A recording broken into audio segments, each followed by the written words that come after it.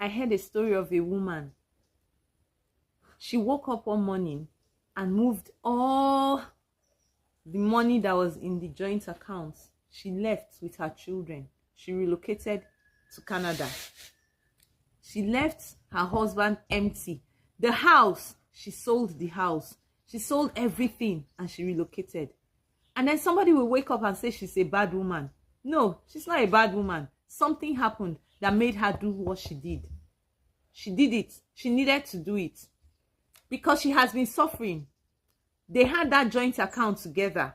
They started it together. And then money started disappearing. And when she asks her husband what is happening, the husband does not have any good explanation for it.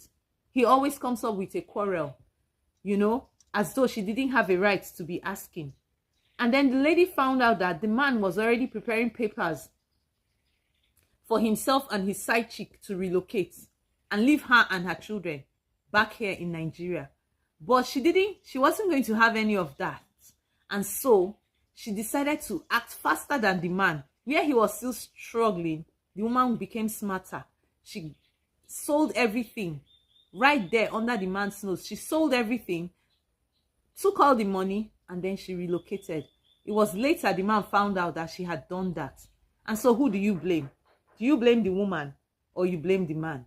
So I want to talk about joint accounts. Should couples have joint or separate accounts? Should couples have joint or separate accounts? What do you think? Because I'm thinking that one account or two or maybe three is better. You have one account for the joint account. You have your own separate account. You have your business account. It doesn't matter. But not just one joint account where all the money goes to. Because I'm telling you that either of you will not just be totally honest. You might have another account somewhere. So it happens like that. It is something that we have seen. I would not blame the woman because she didn't do wrong. She had to do that because of the joint account. Maybe all her money was going in there. They shared only one account. And she didn't know her husband had another account where he was transferring money to or keeping his own money, part of his own money. That is when honesty becomes a problem in marriage.